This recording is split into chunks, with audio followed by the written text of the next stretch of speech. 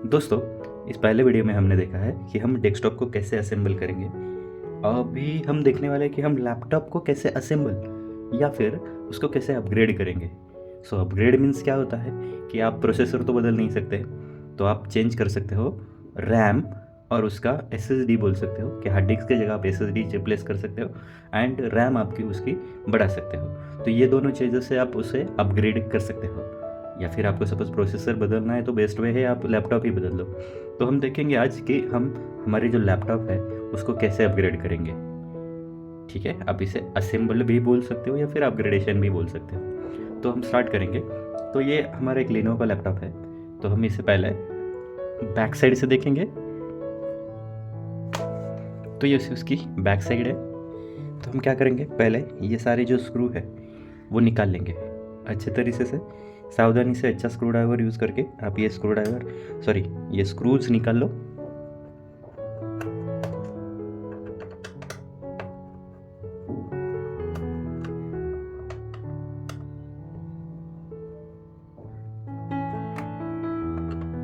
तो मैं सारे स्क्रूज के निकाल लेता हूँ पहले। अच्छे से आपको देखना है कि कहाँ पे कितने स्क्रूज है और उसे संभाल कर भी रखना है, नहीं तो फिर बाद में आपको वो फिर से फिटिंग के लिए कम गिरेंगे।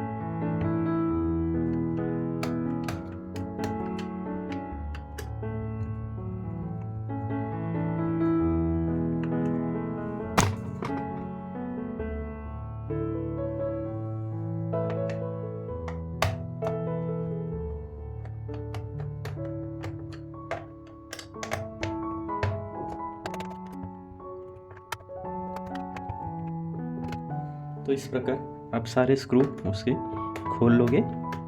ध्यान रखना है आपको सारे स्क्रू उसके अच्छे से खोलने हैं। एक भी बाकी रह गया तो आपका पैनल निकलते समय टूट सकता है या फिर वो नहीं निकल सकता। अब हम इसका बैक कवर खोल लेंगे। तो आप देख सकते हो कि मैंने जो सारे स्क्रूज है वो निकाल लिया है। अब क्या करेंगे, हम इसको एक साइड से हुक या फिर नाखून की मदद से यहाँ से जगह बना लेंगे, या फिर आप टूल्स भी मिलते हैं मार्केट में, आप उसका इस्तेमाल करके इसे खोल लोगे।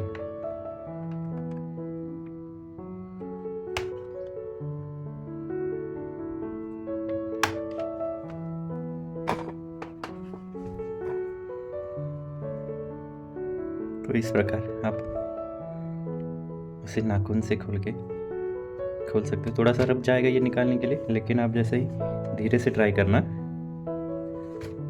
इस प्रकार उसका पैनल ये निकल आएगा। तो आप देख सकते हो ये बैक पैनल है।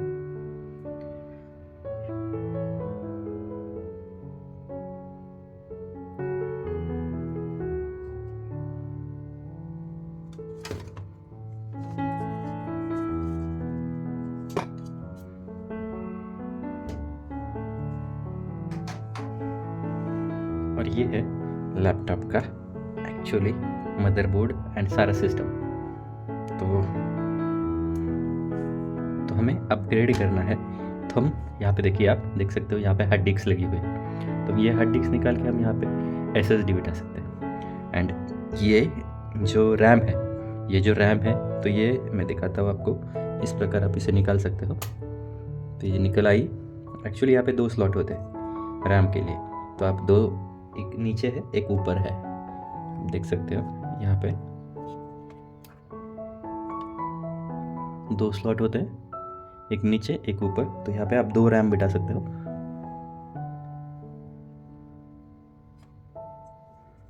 ये एक्चुअली रैम है। तो आप देख सकते हो कि ये कितनी साइज की है। तो आप देख सकते हो यहाँ पे ये 8 GB की रैम है। तो आपको चाहिए हो तो आप एक और स्टिक 8 GB की यहाँ पे डाल सकते हो। तो 8 + 8 16 GB का आपका रैम बन जाएगा।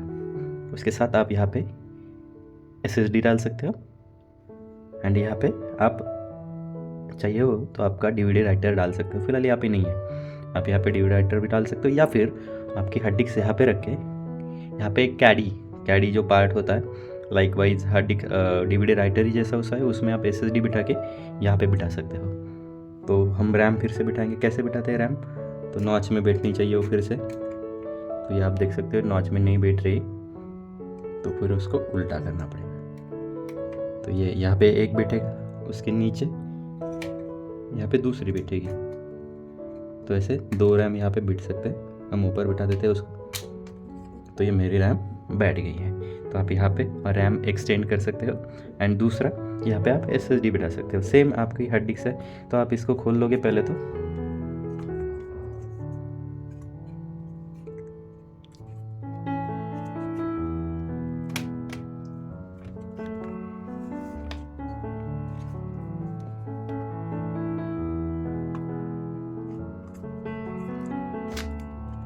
इस प्रकार आप उसे खोल लोगे तो ये आपकी हार्ड डिस्क निकल आएगी।